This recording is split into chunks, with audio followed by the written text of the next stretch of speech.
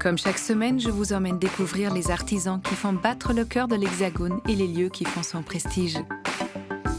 Aujourd'hui, dans Version française, visite du musée Nissim de Camondo, qui regroupe le mobilier et les objets d'art d'un collectionneur du XVIIIe siècle. C'est en s'inspirant de la morphogénèse que Hugo Drubet crée Sans limite, découvert de ses réalisations inclassables. À travers un clip rétro, la créatrice Marine Serre expose une collection sur fond de campagne et de vie quotidienne. Caroline marie avec poésie la céramique et le métal pour un résultat tout en dualité et en contraste dans le geste. Et avant de rencontrer le créateur Hugo Drubet, tout de suite le point de vue.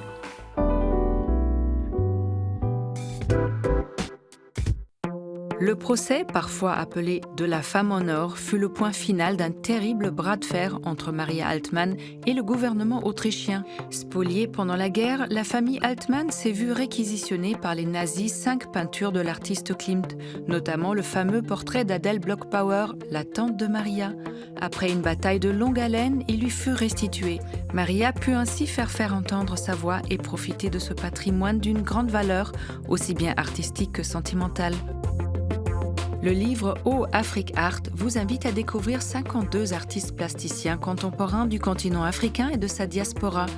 Ici, chaque œuvre est accompagnée d'une fiche explicative et d'informations sur les techniques utilisées. Des thématiques comme l'écologie, le genre, l'identité ou encore la mondialisation y sont abordées, offrant un regard différent sur les enjeux de notre époque. Une terre qui se raconte à travers l'art, mettant en avant ses acteurs et actrices de la scène artistique mondiale. Quand vous pensez chaise longue, vous pensez farniente au soleil. Eh bien, Nathalie Dupasquier en imagine plutôt un moment version super design avec sa création chaise longue royale. Fascinée par les textiles traditionnels de l'Afrique de l'Ouest, elle les mélange à des graphismes empruntés à la BD ou à l'univers du graffiti. Après avoir fait ses armes chez Memphis, elle se lance dans le design de tapis et de meubles en 83. En tout cas, Nathalie et sa chaise nous ont bien donné envie de faire une petite pause.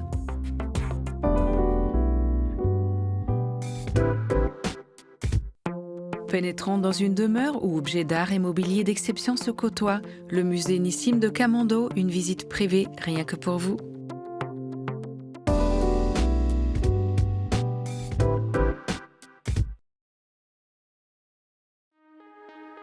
Moïse de Camondo, c'est un homme qui a voulu constituer une collection exemplaire de cette période, je cite, qu'il a aimée entre toutes et qu'il considère comme la plus brillante des arts décoratifs français, à savoir donc la fin du XVIIIe siècle. Pour rassembler toutes ces collections, Moïse de Camondo fait construire un hôtel particulier en bordure du parc Monceau à Paris. Il en fait sa demeure dès 1914. Dans la vingtaine de pièces, il y collectionne du mobilier, des tapisseries, mais aussi des peintures. Malheureusement, avec le décès de son fils unique durant la Première Guerre mondiale, l'avenir de la demeure est compromis. Moïse est anéanti par ce décès et il décide progressivement de léguer cet ensemble patrimonial d'exception, l'hôtel Camondo et les œuvres qu'il abrite, à l'État français. Il le fait par testament en 1924 avec la condition que cet ensemble devienne un musée qui porte le nom de son fils Nissim. Dans son testament, Moïse de Camondo ajoute 3 clauses restrictives, dont l'une qui interdit le déplacement d'œuvres d'une pièce à l'autre. Ainsi, tout est resté en l'état après sa mort, donnant l'impression que le lieu est encore habité. Nous sommes ici dans le grand salon où Moïse de Camondo a réuni beaucoup des chefs-d'œuvre de sa collection et particulièrement ici ce bonheur du jour qui est un petit bureau de dame à gradin. Et donc au XVIIIe siècle, jamais un bureau de dame n'aurait été placé en face d'un fauteuil de bureau en cuir masculin. Mais c'est vraiment l'esprit de Moïse de Camondo de reconstituer de manière artistique une demeure du XVIIIe siècle. On n'est pas du tout donc dans la reconstitution historique, mais dans la vraisemblance et l'harmonie générale du cadre de vie. Restée complètement intacte, la demeure met en avant le XVIIIe siècle. Mais avec ses salles de bain, ascenseurs et cuisine, elle a tout d'une maison moderne de la fin du XXe. Ce fourneau de milieu, il marchait au charbon. Il y a juste à côté une cave à charbon et il est équipé de 4 étuves et de 2 fourneaux. À côté de ce piano, il y a une grande rôtissoire. Elle fonctionnait à la fois au bois, au charbon, mais aussi au gaz. Et elle était munie d'un système de poulies qui permettait de faire tourner le tourne-broche. Donc ce sont vraiment des équipements de dernier cri pour l'année de livraison, 1912. Si l'architecte René Sergent a donné à cette maison tout le confort qu'elle mérite, il a aussi dû répondre à des demandes particulières de Moïse de Camondo, comme avec cette pièce uniquement remplie de porcelaine. Moïse de Camondo réussit à acquérir 4 parties de ses services Buffon, toutes à fond vert. Et donc ce service présente la particularité au revers de mentionner les noms des oiseaux qui sont peints au recto. Et donc ça a aussi une fonction pédagogique. Et donc il aimait beaucoup prendre son déjeuner ici, au milieu de cette sorte de volière de porcelaine. Et bien sûr, pour les grandes occasions, Moïse de Camondo recevait ses invités dans une pièce bien plus majestueuse. Moïse de Camondo aimait recevoir dans cette salle à manger où sont exposées de somptueuses pièces d'orfèvrerie de table, notamment celles provenant du service Orloff, qui au total comprend 3000 pièces, mais Moïse de Camondo réussit à acquérir dans les années 30, auprès de l'antiquaire Jacques Helft, 6 pièces de ce service Orloff, tout à fait exceptionnelles. Et Moïse de Camondo était effectivement un gourmet. Il vérifie le menu, le choix des vins avec son chef de cuisine de façon très attentive, et il sert un menu qui est un peu toujours semblable, mais qui comprend à la fois de la viande et du poisson, et qui se termine généralement par un granité à la cerise. Donc ça, c'est un dessert méditerranéen qui traduit aussi ses origines. Loin de ses ancêtres banquiers, Moïse de Camondo se consacrera à parfaire sa reconstitution de demeure aristocratique du XVIIIe jusqu'à sa mort en 1935.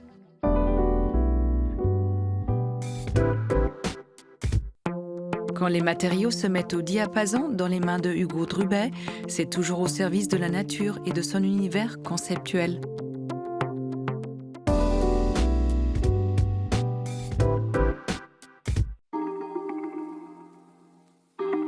Mes œuvres ressemblent un peu à des ovnis. En tout cas, j'essaye de trouver des formes qui rappellent la nature, puisque j'étudie le processus de création, les différentes techniques qui pourraient ressembler à ceux du processus de création de la nature.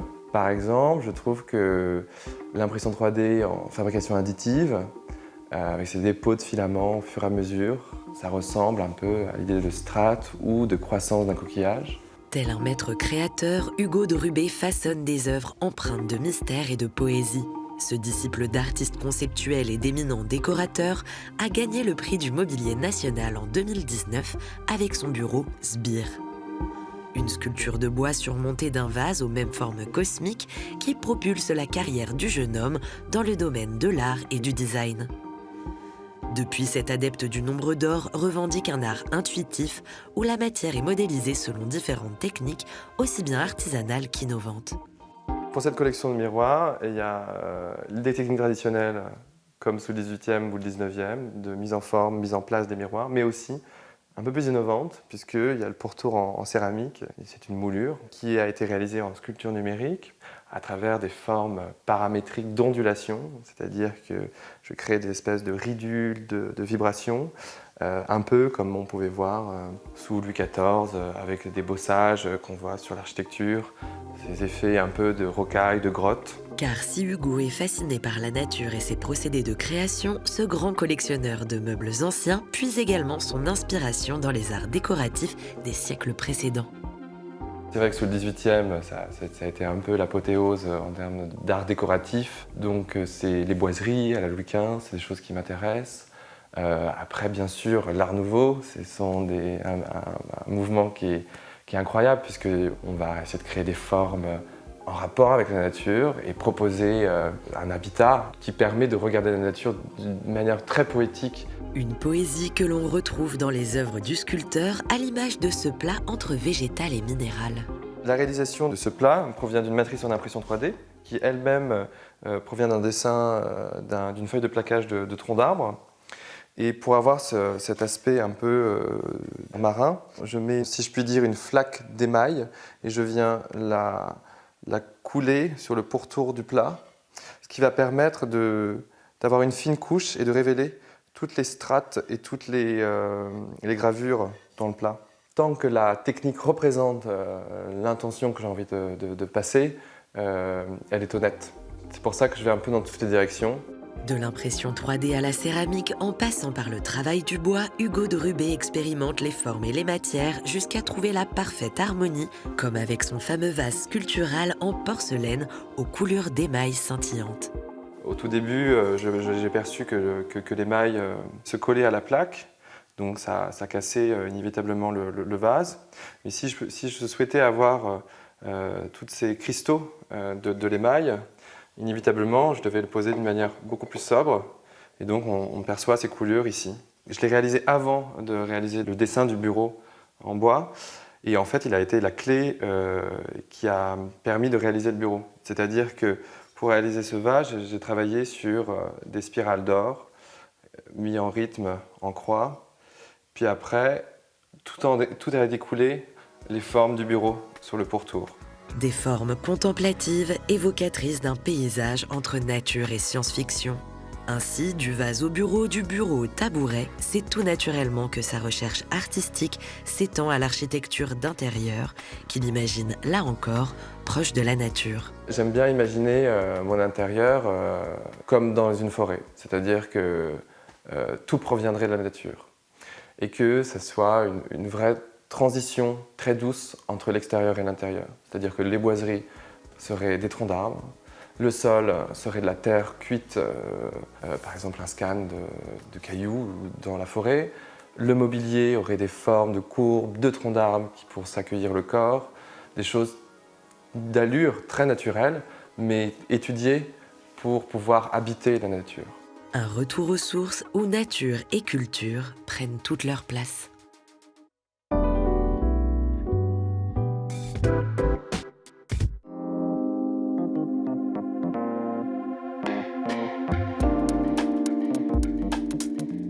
Bonjour Hugo. Bonjour. Merci de nous recevoir au Mobilier National où depuis 2 ans trône votre bureau, Spire, c'est incroyable. Merci. On va revenir tout à l'heure dessus, mais tout d'abord, petit, votre maman vous emmenait sur tous les ventes aux enchères, votre père dans tous les châteaux de France.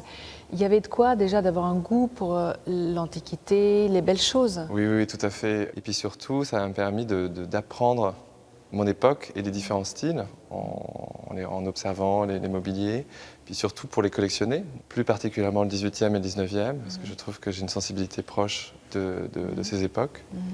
Mais c'était pour moi un moyen de mieux comprendre les différentes manières de vivre qu'il y avait à travers les époques, pour mieux comprendre la mienne. Alors aujourd'hui, vous vous êtes approprié ce patrimoine. Oui. Mais vous le transformez à votre façon en donnant des nouvelles formes, tout en conservant toujours un savoir-faire. Ça, c'est très important pour vous. Oui, c'est assez important. Alors j'ai commencé très tôt à faire des formations. Je crois que quand j'avais 17 ans, j'avais une formation de tapissier de sièges, parce que j'en collectionnais trop. Donc à force, ça me revenait un peu cher de retapisser. Et puis après, j'ai fait aussi 3 ans de sculpture sur pierre. Et j'ai continué durant toutes mes études à avoir des formations, dont de dorure là actuellement, et puis bien sûr la céramie. Mais alors là, j'ai pas eu de formation, j'ai appris tout seul. Sur le tas. Oui, sur le tas.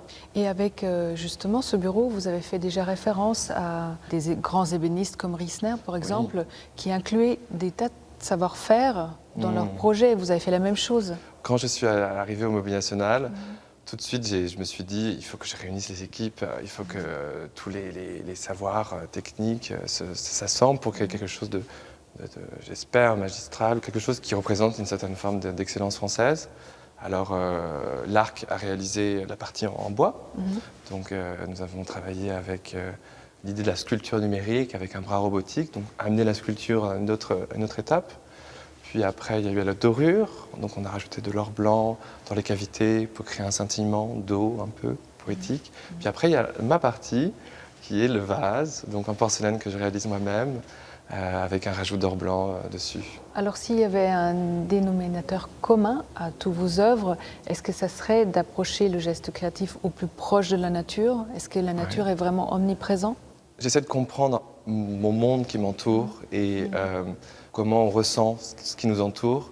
Et la technique est un médium pour mieux que je la contemple. Enfin, je vais un peu loin parfois, mais c'est ce qui m'enivre, c'est ce qui me fait prendre conscience que je suis présent terrestrement. Vous vous tournez de plus en plus vers l'architecture d'intérieur aujourd'hui. À quoi ressemblent vos intérieurs? Quel style est-ce qu'elles ont? C'est à la fois très naturaliste, c'est-à-dire que j'essaye d'amener le dehors dedans. Donc, par exemple, là, actuellement, je suis en train de réaliser un manteau de cheminée en gravure numérique qui représente un tronc d'arbre qui est courbé, rythmé. Et après, il y a bien sûr des finitions très à la française, très 18e. Mais je reste toujours très minimal et synthétique. Pas trop en dire, parce que ça reste quand même un lieu de vie. Vous avez parlé tout à l'heure du rythme. Pour vous aussi, les proportions sont très importantes, l'harmonie des proportions, le nombre d'or. Oui, tout à fait. Le nombre d'or, c'est un mécanisme que je fais toujours. Avant que je crée, je prépare le plan. J'ai les outils du nombre d'or dont je joue avec pour que ça soit harmonieux, comme un temple. Puisque s'il est bien dessiné, le regard se posera d'une belle manière et il prendra son sens quand la fonction arrivera, puisqu'il sera ordonné d'après le corps. C'est un peu cette idée, comme à la Renaissance, d'être lié avec le cosmos aussi. Totalement. D'être dans un studiolo et de s'unifier avec la philosophie, la pensée. Voilà. Merci beaucoup Hugo de nous avoir reçus ici. Merci. Merci à vous, Katharina.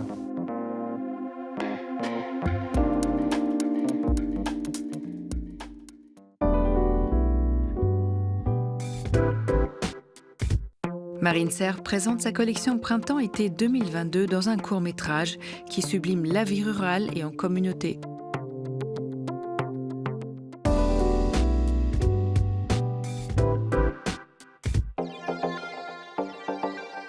Et si la mode se réconciliait avec la réalité ? C'est l'un de ses grands paradoxes. Elle se nourrit du monde et de l'actualité, reflète la société et son évolution, mais elle vit aussi à la marge, dans un espace souvent excluant. On lui reproche d'ailleurs sa posture élitiste et le refus de se mêler au commun des mortels, dont elle dépend pourtant en tout point de sa production à sa consommation. Marine Serre veut briser cette frontière. La créatrice française a présenté sa collection Printemps-été 2022 avec un court-métrage filmé dans un paysage rural, loin des podiums de la Fashion Week parisienne.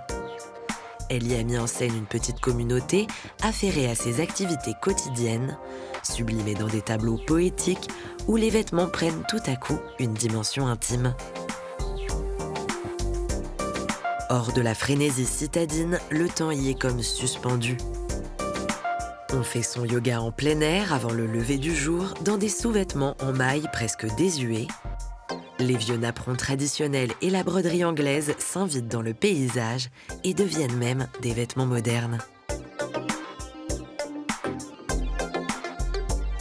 Adepte du recyclage et de l'upcycling, Marine Serre s'est illustrée avec une esthétique post-apocalyptique.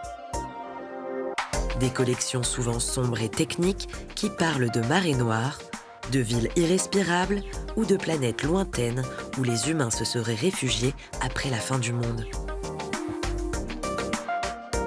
Dans cette collection, on vit peut-être dans le passé ou dans un avenir désindustrialisé où l'on serait revenu à la terre et à des vêtements de survie construits avec les moyens du bord.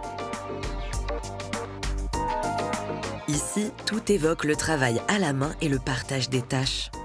La créatrice célèbre les gestes de la vie courante et transforme des objets du quotidien en bijoux. Elle coupe des jupes et des manteaux dans des torchons de cuisine ou des serviettes de bain, créant des pièces uniques au plus proche de nos repères familiers, à l'équilibre d'une mode sophistiquée qui prend racine dans les références collectives de la vie domestique.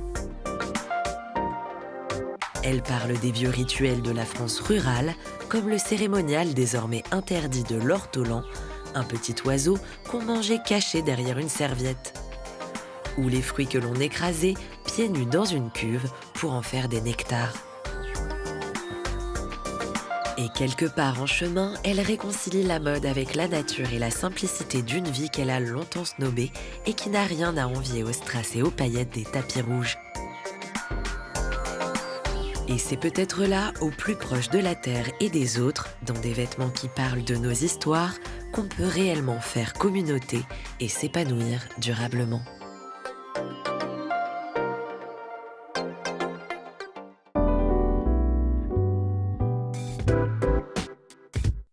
Si Caroline jongle avec les matières, c'est pour réaliser des œuvres à la fois fortes et délicates. Zoom sur ses savoir-faire.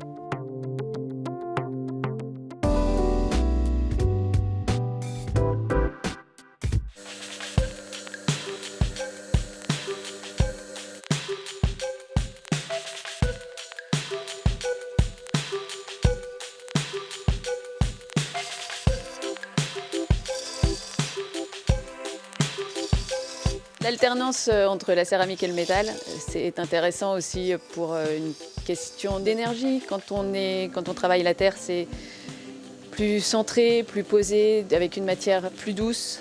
Et quand je passe au métal, je suis dans une énergie un peu plus brute. Et l'alternance me convient bien, de passer de l'un à l'autre.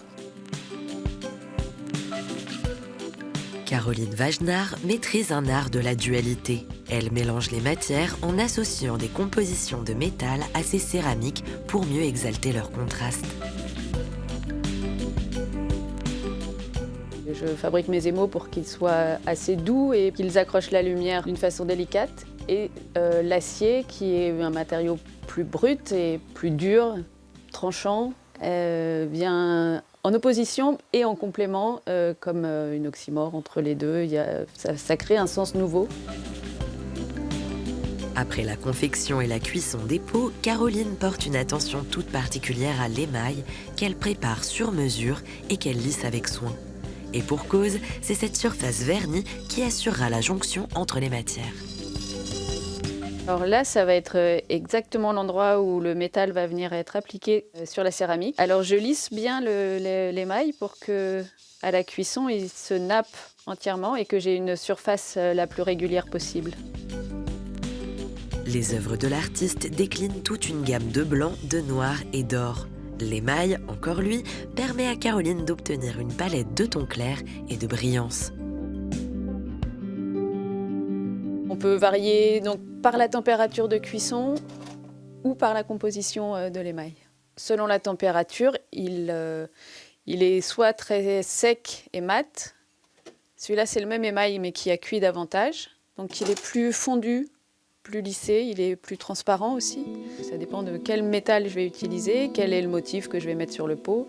Ce sont les limites de son four qui l'ont d'abord inspirée. Elle qui voulait créer des pièces plus hautes, elle les a donc prolongées avec du métal. Depuis, Caroline s'imprègne des motifs de la nature, des herbes dans le vent, des écailles, de la mousse qu'elle pose sur le papier avant de les façonner dans le métal. Je fais une recherche plastique, justement, pour savoir comment je vais pouvoir rendre le trait, mon trait de dessin ou mon trait de pinceau, comment je peux le traduire en métal. Donc, aller chercher le bon métal, ça peut être de l'acier, mais aussi du laiton, du cuivre, même du bronze. Et puis, la bonne patine et la texture, savoir s'il va être martelé ou plutôt poli, pour avoir des brillances qui ressortent ou un ton un peu éteint. C'est une recherche qui m'intéresse aussi, évidemment, une grande partie du travail.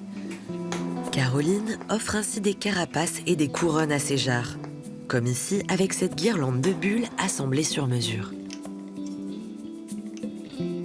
C'est l'étape la plus délicate, à mon avis, c'est que de cet ajustage dépendra vraiment l'unité de la pièce, que le métal enserre le pot vraiment très intimement. Là, c'est comme une ceinture qui va venir l'ajuster. Et pour trouver le bon diamètre exactement, je viens mettre le dernier petit rond à la place qu'il faut. Et je vais le souder par la suite.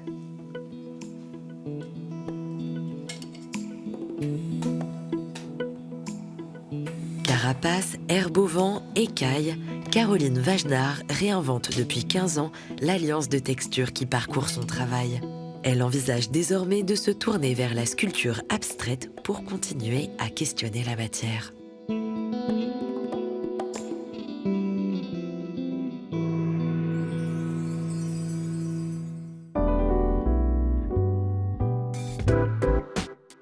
Version française est déjà terminée, mais on se retrouve très vite pour toujours plus de découvertes. Bye!